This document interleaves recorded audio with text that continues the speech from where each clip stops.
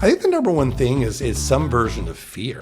I think that there's a fear of imposter syndrome, that if I kind of hold my people accountable to it, someone's going to say, but you don't do this. James Turk is an executive coach, speaker, actor, founder of the Turk Group, with more than 25 years of experience developing leaders at companies. What do you think is the main struggle most managers have? I think that often they have not been trained either, so they're not quite sure what they should be doing or what they should be greenlighting. They'll often come in and just do a Band-Aid. They'll check a box.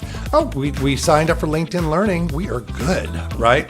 Dun, dun, dun. How organizations promote managers and leaders is because they're good at their craft. They don't promote them because they're good leaders. So you tell us, what should organizations be doing? We talk about this idea of the first 45 days being critical, and you want to start strong, and we just lay it out into really 3 phases: the first 2, middle 2, and final 2 weeks. Most people leave jobs because of their manager, not because, some perk or, a little more money. They leave because they hate their boss. That's the truth. How do you become a boss that people love? Be true to self. So there's lots of books, which are terrific. Let those inform kind of who you are as a human being. Leadership is absolutely something that you can build and develop. What are the 3 things that you should do from a giving mindset? So the first act of giving is, second act of giving is, and then the third would be.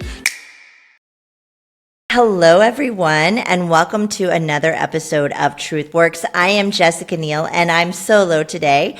Patty is still recovering from her surgery, but I have a special guest here today named James Turk. And James is, I'm going to let him tell his whole story, but he's the author of this incredible book, which is called The Giving Game: Becoming the Leader Others Want to Follow, which I love that title because I think what I have learned being a leader myself is that if they don't want to follow you, it's kind of game over. So welcome to the show, James. I'm so excited to have you. Can you tell us a little bit about your story? Because I think your story is really interesting, how you kind of got to where you are now. But fill us in, other than the story you were telling me earlier about how you got lost when you were a child with your cousin at Six Flags. But oh, yes. Yes, and which I'm sure had a lot to do with where you got to today. So tell us everything. A very formative experience was. So thank you for having me. I really appreciate it. And I hope it's that Patty has a very speedy recovery. That's no fun. So glad to be here. So why am I here? So I wrote the book, The Giving Game: Becoming the Leader That Others Want to Follow. And this book is really just the output of a life well lived. And I was born and raised in Jackson, Mississippi, and was the youngest of 7 kids. We were talking before the show. We would go between Mississippi and Texas, and we had lots of fun. But like with so many kids, there was a lot of like chaos and just craziness. And in those early years, my parents were coaches. My dad was a football coach. My mom was the swim coach. And so we kind of grew up in that system. And I really got to see my parents just being kind of influencers within our community and helping kids. And they were the parents that other kids just sort of gravitated towards. And as I got older, we also had one of my siblings is developmentally disabled, and her care became a big part of our family. So I didn't like it as a kid because I was like, why do we have to do this? But my parents were like, this is important. We're going to do this. And so kind of caring for my sister became part of it as well. So kind of their coaching, taking care of my sister, very much kind of formed the way that I saw the world. We all went through kind of parochial schools, so Catholic school system, which, at its core, like good or, however you see it, it's really about service, and it's really about like how you can kind of help those in need. So all those things really just formulated kind of how I saw the world and kind of how I was going to really go out into the world and decide what I wanted to do. My career path was very nonlinear. I kind of bounced around different colleges, and I initially moved to Chicago from Mississippi to work in the galleries. And I kind of worked with a couple of friends, and we built this gallery from the ground up. And one of them was an artist, one of them was a business person, and I had, charisma and energy and youth. And the 3 of us built this business. And it was terrific, and it actually worked. And we kind of started this very successful gallery that was actually in business for about 30 years. I left after a few years, but the three of us were really able to create something. And in that experience, it was really boot camp for just business 101. How do you kind of produce an event? How do you market it? How do you engage customers? We would work with interns from the local colleges, and we had some freelancers. So it was my first exposure to actually kind of working with people and kind of leading them, loosely stated. Ultimately, I moved myself to New York in my early 20s, really to continue working in the art business. And then I got to New York, and New York is a tough market. Like, Chicago is wonderful, love Chicago, and it's just an easy big city. And I came with all my Mississippiisms and all that to New York, and New York was a much tougher market. So I stayed in the art world for about a year, and then it was just proving to be too tough. I ended up having to do like some cater waitering and all sorts of other stuff. So ultimately, that led me down a different path of getting into human resources, and I worked on Wall Street at Goldman Sachs, initially on the equities trading floor, and then ultimately in benefits administration. Left there, ended up in trade publishing. So I was trying to figure out where my place was, like, what do I want to do? Love the people I worked with at Goldman. They were so smart, and I learned so much, and it was so gratifying just to be around such great people. But I wasn't crazy about the industry. It just wasn't for me. Like, just, investment banking just wasn't my calling. But I loved working in HR and this idea of kind of helping people, helping the employees. So I took a job in trade publishing for Bantam Doubleday Dell, which is now Random House, and went there, and it was a promotion. And then I led a couple of people there and had an opportunity to kind of spread my wings and learn a little bit more about what it meant to lead people. While I was there, I decided that my true passion was the theater and stage and acting. I was in my late 20s. I was in New York City. It's like, did I really come here to be a benefits manager? I could, but certainly there's something else I can do. So I went back to school, and I studied with this guy, Freddie Karaman, who was a Meisner technician. He was one of Meisner's, who was one of the big method acting teachers. He was one of his proteges, and working with Freddie, I just did the work, and ultimately I got some small gigs on soaps and some indie films and stuff. I was cast. You were on a soap opera? I was on two soap operas. Which I was on one? All My Children, and I was on Guiding Light. Oh. Tiny little roles. Yeah. So like what they call in the union under 5. So I wouldn't have more than 5 lines per episode. Yeah. But I loved it. It was because I was Of learning the course. craft, and it was just fun. Yeah. Did that for a while, and was really I really thought that was going to be it. And I was waiting to get my big break. Meanwhile, someone I had grown up with in Mississippi, my best friend, her husband's mother, not to get too deep here, was the senior vice president of a very prestigious training and development company out of Boston that had a strategic partnership with Harvard. And they did sales training, leadership training, all sorts of things. And they had sold this big piece of business to Home Depot, and they essentially needed warm bodies to go out into the field and run these little 2-hour workshops. And she tapped me, and I had known her, and she had done a little bit of mentoring for me in my 20s. And she said, I think you'd be great at this. There's like a performative component to it. Look at the facilitation guide as if it's a script.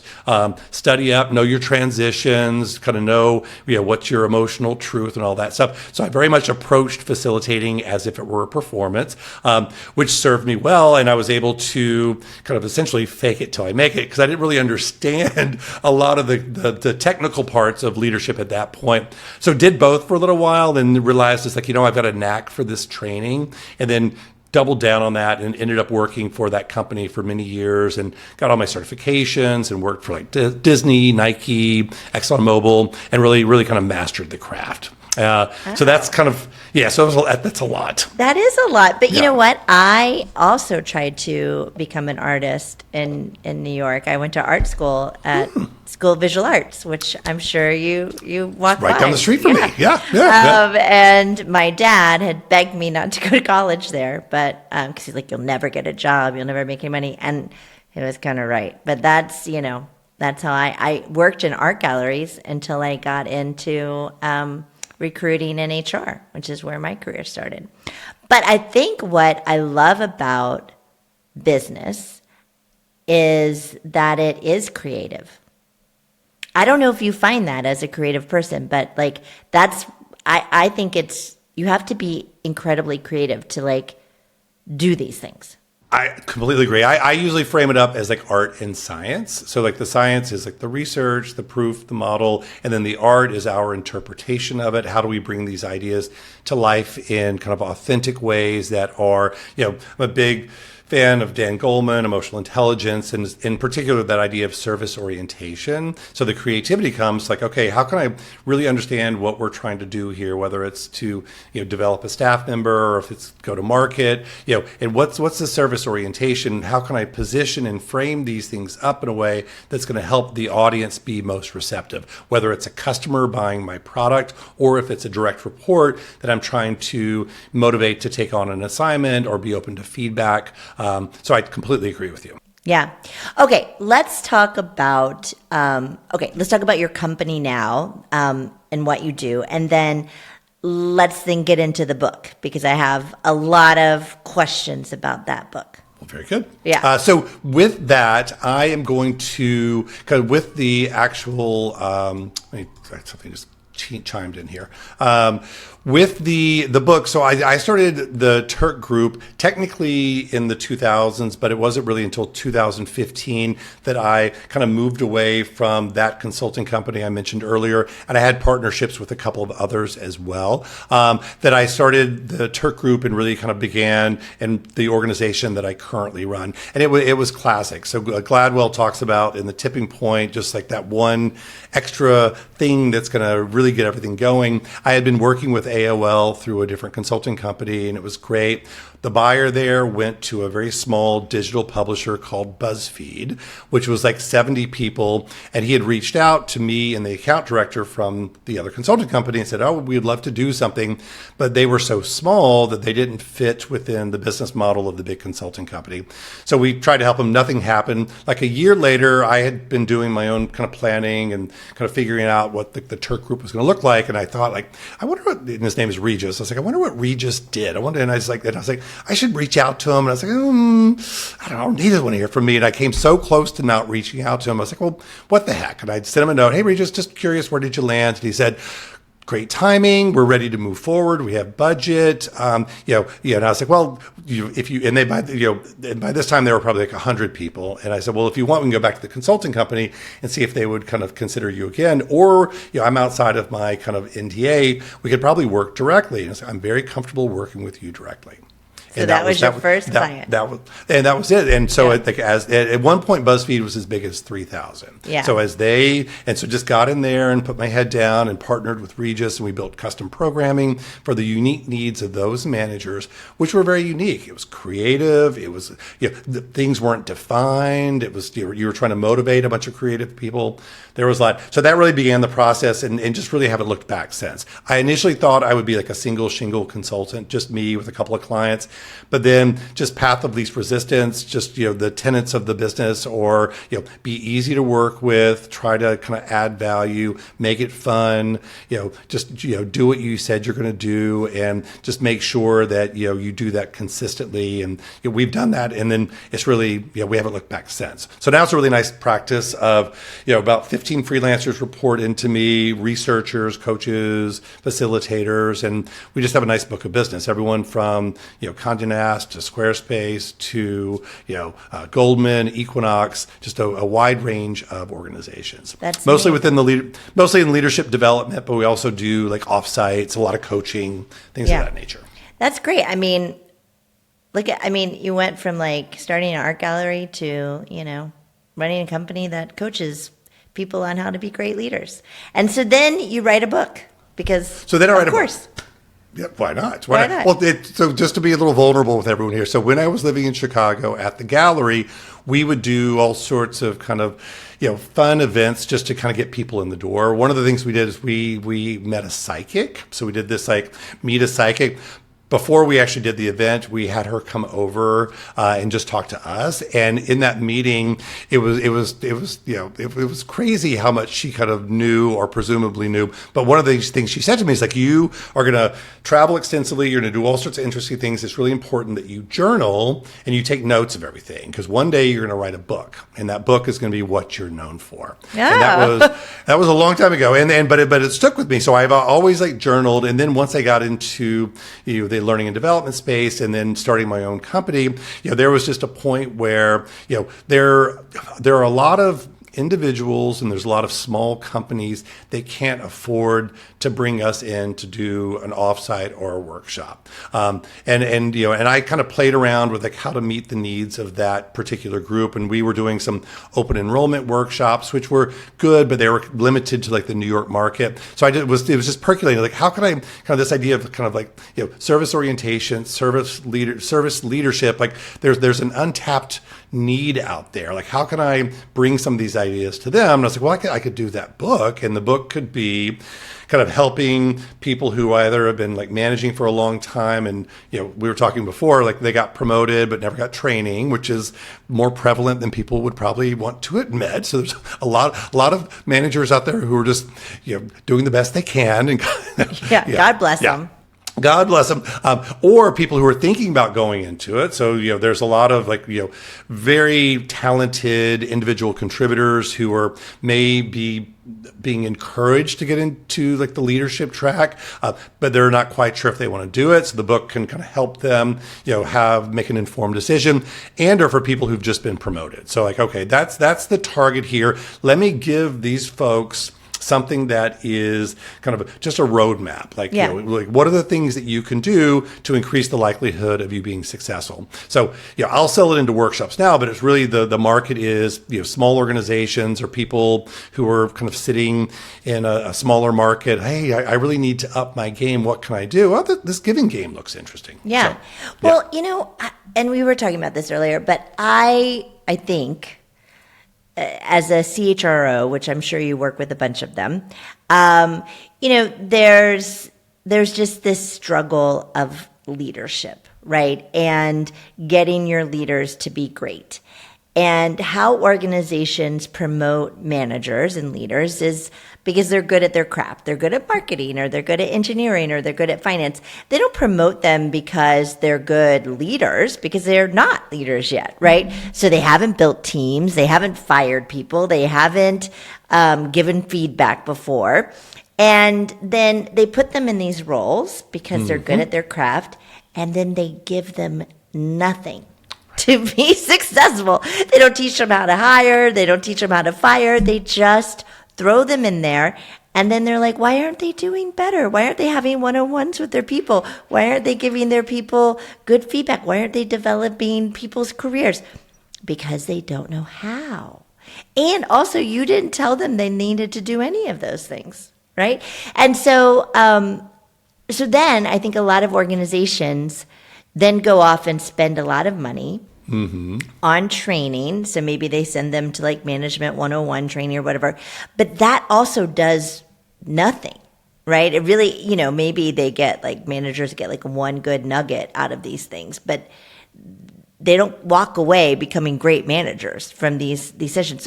So you tell us, what should organizations be doing? What should leaders be doing if they've been recently promoted, or even if they've been in the role for a long time? So it's such a great question. And, and I always think it's the habit of leadership. Right. So building and developing the habit of leadership. And, some people will go to those training programs, and there are a couple of them that are just highly motivated and really want to figure it out. And they'll take a few things and they'll run with it. But the vast majority of people will just be overwhelmed and they don't really know where to start. So for people going into leadership for the first time, there is a solution. Like, you are not alone. So first of all, just kind of realizing that there are millions and millions of other managers who have been in an exact same position.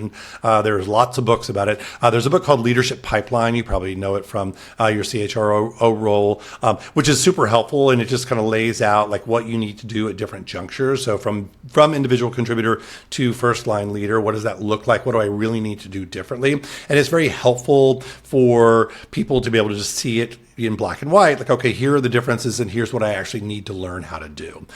And for us, it's about taking like the mystery out of it and really just laying out like there's a science and there's a plan. You just need to kind of like build your plan and work your plan, which part of it's training, but a lot of it's just experiences. It's finding a mentor. It's kind of watching TED Talks and books. So the advice would be just understand and give yourself, a moment to celebrate the promotion if you're recently promoted, and then just, create your plan in the book, not to, plug the book, but in the book, we talk about this idea of the first 45 days being critical. And, you want to start strong, and we just lay it out into really 3 phases, the first 2, middle 2, and final 2 weeks. And it's all about just getting your head in the game, kind of who's who, how do they measure results, who's the team, how are people experiencing the team, then start thinking about looking for some quick wins and, making sure that you're aligning yourself with your boss, doing a thorough audit of kind of,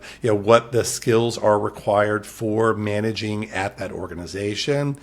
Do your due diligence, look at other sources also, Google's Project Oxygen, Leadership Pipeline, and just get clear around kind of what those things are, and then really be deliberate around, okay, what's my plan to actually learn these things? And then the final 2 weeks, really kind of pulling all that together and start thinking about like, okay, what's my vision for not only myself for this first year, but really my area and my team, socialize that with other to create some sense of purpose and some sense of community around kind of who we are, what we're doing, and most importantly, where we're going. Yeah, no, I think that is very practical and makes a lot of sense, but probably not obvious to everyone to make a plan. So that totally resonates. But what do you think is the main struggle you think most managers have? Like, I have a intuition on what I think it is, but I want to know what you think, like, the biggest shortcoming or misunderstanding that they have. Sure. And I'm going to answer that in just a second, but I don't think I answered the second part of your last question. So what can leaders do, like in organizations, to kind of, help managers kind of be set up for success? I think that often they have not been trained either. So They're not quite sure what they should be doing or what they should be greenlighting. As you said, they'll often come in and just do a Band-Aid. They'll check a box. Oh, we signed up for LinkedIn Learning. We are good, right? Dun, dun, dun. Or we had these people come in for a 3-hour workshop. Great. So that's a good effort, but like, leaders and organizations just looking at engagement surveys, looking at like retention, really understand their culture. In today's competitive job market, yes, it's about the money, but it's about all the other things too. People's personal development, professional development is a big piece of it. So really understanding that, and that these managers are not only worth investing in, but they're going to be investing in your people also. So just really understanding kind of what the impact is if they don't do it. And then the second part of that is just really modeling it. Right. Yes. So usually when we're selling stuff in, we'll sell the training, but we'll make sure that there's a playbook for the executive team or for senior leaders. And often there would at least be some type of like executive overview, and we'll kind of tell them this is how you visibly lead around these things. It's important that people see this in order for their habit to kind of materialize. Yes. 100%. Yes. Every CEO leader that I talk to, I'm like, do you do it? Exactly. They're like, Exactly. no. I'm like, Exactly. then nobody else is.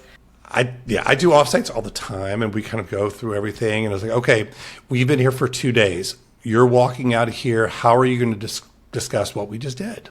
Well, what do you mean? It's like, you've been in here talking about them and the business for 2 days. Don't you think they're a little curious? Right. So if we're talking about transparency and kind of reinforcing the vision, and if you're going to be asking them to kind of muster up the energy to get through this next quarter, you got to think about like how you're going to message that and how you're going to model that, right?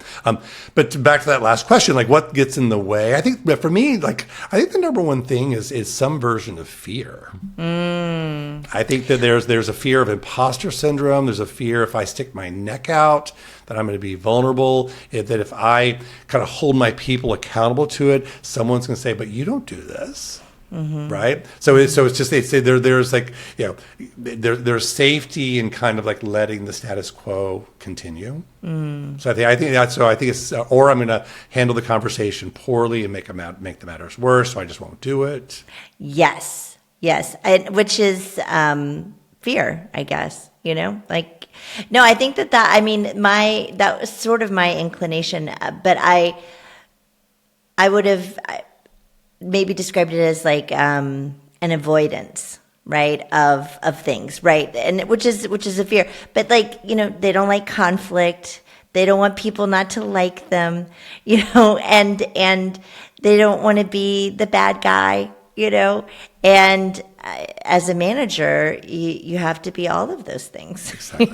It's hysterical. It's like, I immediately went to Mean Girls. I want to be a cool mom. Yeah. But it's so true. I see it all the time. These leaders, I'm going to be a different kind of leader. We're going to be a different kind of company. We don't need like ground rules or like values. We don't need those things. Like, right. Yeah, you do. And they're always like, we're going to do it differently. It's like, okay, sure you are. Sure.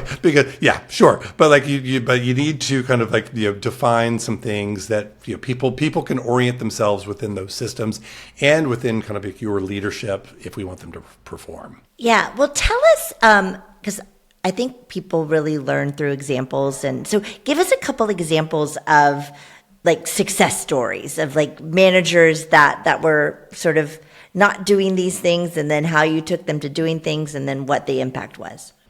Well, so just with at a group level, so we work with like lots of like large organizations that kind of bring like all of their leaders through our training programs, and then we have reinforcement. So you have one, tech company here in New York that is, kind of early AI pioneers, work with investment banks and financial services, and they were, an organization of about 250. Of that, probably 45, 50 were managers initially. So we came in and we kind of designed a program. They were very busy, so we couldn't pull them out of the business for like 2 days. So we designed, these modularized, it was 4 modules of about 2.5 hours. And then we would bring them through kind of this series over the course of a couple of months and give them some breathing room between each of the sessions. Between the breathing room, there would be action learning assignments like, okay, this is all good, but kind of what you're saying earlier, we don't want this to be checking a box. So practical applications, like where are you going to actually like practice this and do this, and then come back. It may not work, which is fine, but come back and tell us it didn't work,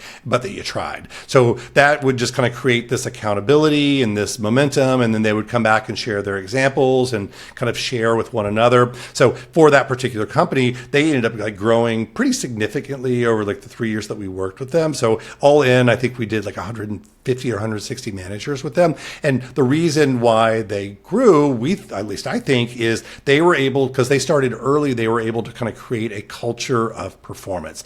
They had a similar language and approach on what good feedback looked like, how they talked about like what their kind of formal performance management system was. So they had like a language of performance that allowed them to have a very consistent employee experience, allowed them to kind of retain people. It was a better for like retention, because Glassdoor and the word on the street was like, it's a good place to work. Yeah. Like smart people pay really well, and you will learn a lot because your manager is going to give you feedback on a regular basis. So for us, we look at like the kind of level 1 assessments from the workshops, but then we look at like engagement scores, and ultimately we just look at business results, right? So is the business performing? And then we can usually kind of pull that back to kind of what the leaders and managers are doing. Yeah. So that's one example. No, it's a great example. And I think you said something earlier that I think is really important that I hope people hear, is you use this word habit, right? Like, I think you have to, like in leadership, you have to form a lot of habits and you have to practice, right? And so it's like you have to get into a habit of giving feedback, right? And if you don't get into the habit of giving feedback, you just won't do it, right? And it has to be in the moment, because if you wait 2 weeks later, it's meaningless to the person. So habits are really important. And then I think most people leave jobs because of their manager, not because, some perk or, a little more money. They leave because they hate their boss. Yeah, 100%. They do. And not to put too much pressure on new leaders, but that's that's the truth. And they could be a what out there, like senior leadership doesn't know what's doing, the market, is it going well, there's a pandemic. But you know what? Day to day, I love my boss. We do some good work, I get feedback, we have some fun, I'm proud of my output, so I'm going to stay put. Yes. Right? Yeah. So how do you become a boss that people love? Like, you've worked with so many different managers and leaders. How and you say, a boss that someone wants to follow, right? How do you become that boss? So it's really the whole premise of the book. So how can I be the person that people are going to want to do stuff for versus I have to do stuff for, right? Yeah. And it's through how I show up as a leader. So it's how I kind of introduce them kind of in a formal, informal way. So if I'm new to a team and I'm the new person, I need to kind of think about how I will kind of share my story and kind of what my intent is in working with them. If it's on a one-on-one, just kind of being a little bit more vulnerable and sharing with them kind of like what makes me as a leader and what were some of the formative experience that is. So just really kind of connecting with them on a kind of a human basis. And then it's just simple stuff. And then just contract with people, right? Like, here's the context in which we're going to be working. What does success look like here? So things that are important to me or regular one-on-ones. I'm open within the one-on-ones as far as the agenda. I want you to make sure that they're helpful for you also. But as your leader, I want to make sure that I'm providing you updates. I want to give you kind of like feedback that's going to help you grow and develop. And I want to make sure that we're developing you. What would you like to get out of it? Right. So contract around that and then kind of build it. And most importantly, do it and don't like reschedule it. Don't like, oh, you're so important to me, Jess. You are so important. Let me just finish this email. Right. So no, but that's what people pay attention to. So really be authentic, really be present, really kind of, take it seriously. So, introduce yourself, contract with them around how you're going to work together, really understand kind of what the needs are of the business and then articulate that to the team as you're assigning work and how they are contributing to it. So McKinsey did a big report in, I think it's 2021, just talking about like post-pandemic, what are the real value drivers for employee engagement. And it's really about this idea of purpose. And they talked about kind of like three slices to it. So there's like the organization purpose, like why does the company exist? There's functional purpose. And then there's individual purpose, like why do I care about these things? Mm-hmm. As a leader, I need to be able to kind of fold those into how I'm talking about the work and, framing things and setting things up.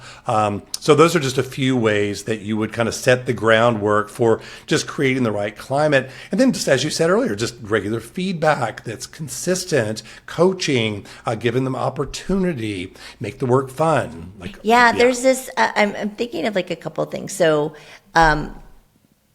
before I say what I'm going to say in a second, I got very good at telling people what to expect from me when I was a leader and what I wanted to expect from them. And just having that contract was so helpful. So I think that that's a wonderful point. But the thing that I was going to say is that there's this whole movement against like one-on-ones. Now, like, we don't need one-on-ones. Like, I don't need to spend time with my people. And I think it's just every organization that I see that does this, it's a complete failure. So what do you say on this? Like one-on-one time for employees, the people that report to you?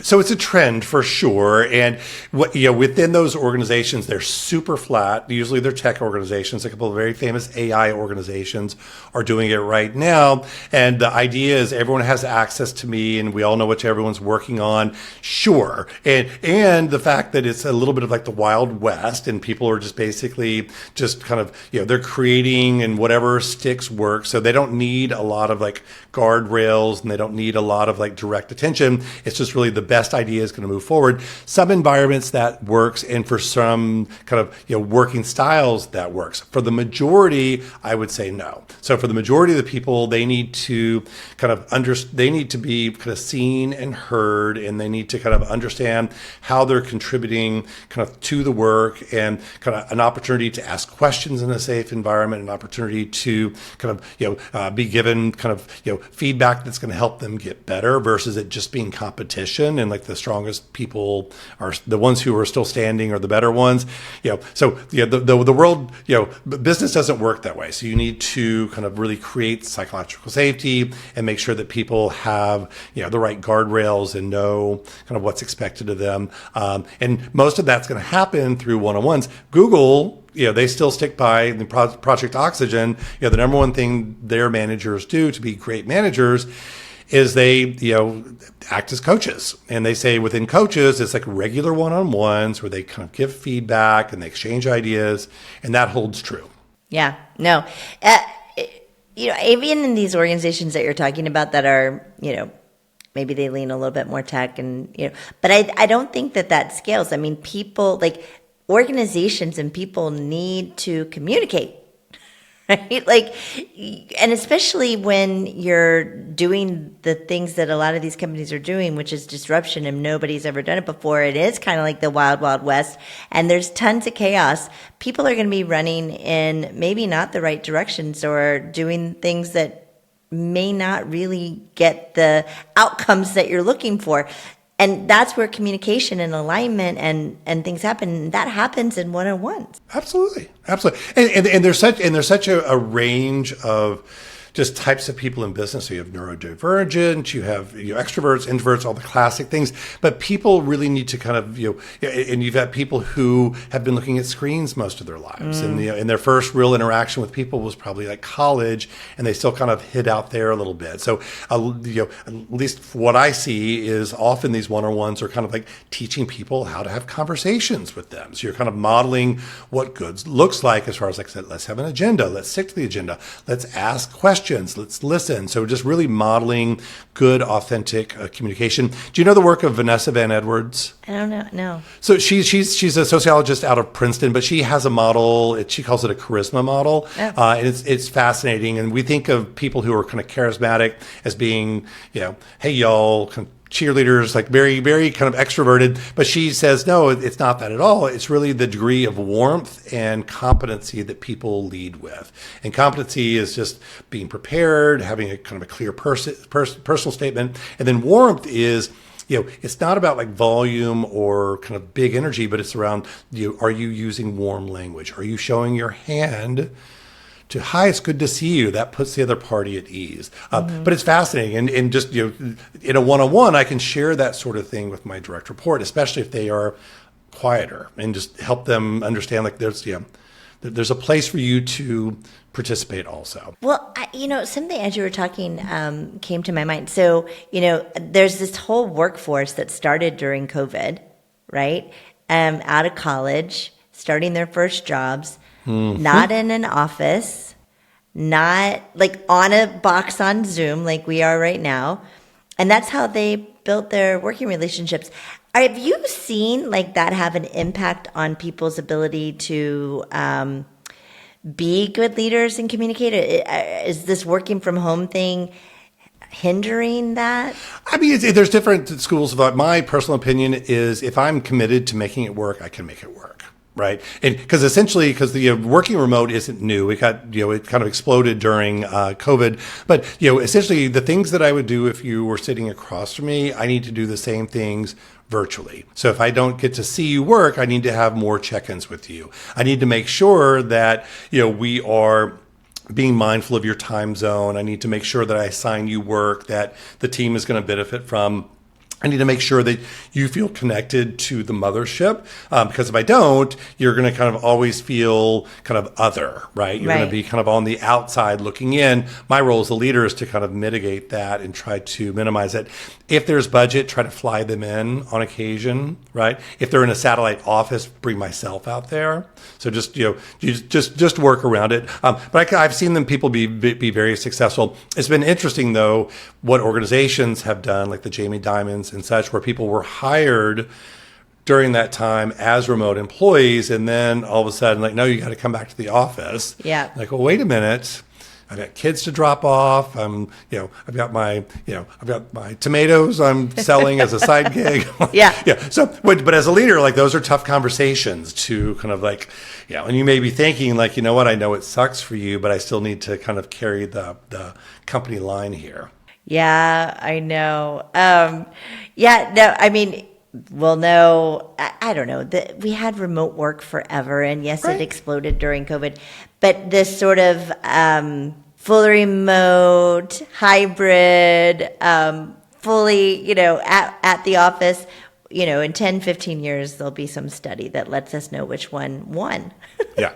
Because, Like- well, there's pros and cons to both. I mean, like Yeah. if people, working remote, if it's structured with what we talked about as far as contract, let's contract around what your working remote looks like. So here are our goals and objectives. I can give you flexibility, but here's I need like kind of evidence or indications that you're on track. Just contract around those things. People they can develop new time management skills, and if they can get it done plus, and then figure out how to kind of flex their schedule, more power to them. Yeah. Right. Exactly. Okay.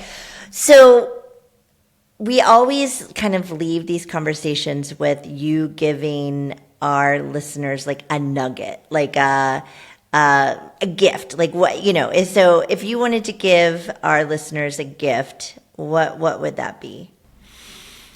I'll give you two. Okay. So I'll quote William Shakespeare, "To thine own self be true." So as you are kind of going into being a leader or thinking about, kind of refreshing your leadership, be true to self. So there's lots of books, my book, there's lots of things out there which are terrific. Let those inform kind of who you are as a human being.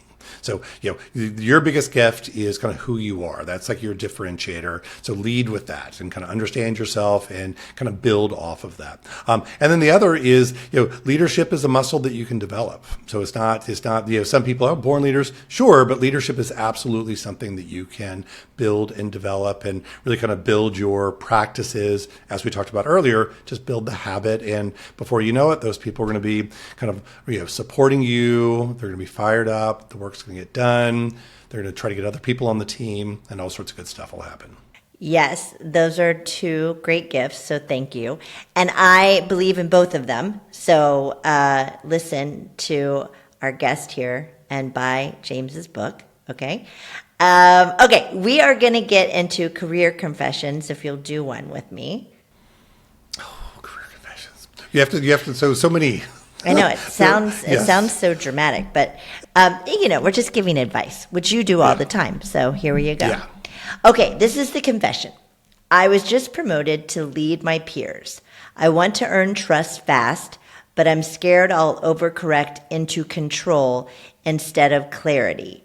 So the question they're asking, what are the first 3 giving actions I should take in my first 45 days, and what does done look like for each? That's a very kind of robust question there. Multiple I like know. high gain plus. So what are the 3 things that you should do from a giving mindset in that situation? So first of all, kind of start with this idea of really understanding where they're coming from. So it used to be peers, probably good friends. Maybe they went after the role as well. So really kind of understand kind of what's what. The worst thing you can do is just pretend like you don't need to do anything. That's the worst mistake you can make. So the first act of giving is just showing them the respect to actually have a conversation with them, to say, hey, John, I wanted to sit down with you and talk about like how we're going to work together now that I'm going to be in this role. But I wanted to first start with just giving you a chance to kind of talk about it. How are you feeling about this? I know if I were in your shoes, it might feel a little weird, and I'm not sure where you are, but I wanted to give you the floor and let you kind of talk about it. Right. Yeah, So the first love give would just be like, let them talk about it. They might be fine, but they might be like, what? It's weird for me. Like, I feel like I lost a buddy and I don't think I can talk to you about things. And that'll bring you into all other areas. Like the second act of giving is just kind of focusing in on kind of what you know about their capabilities.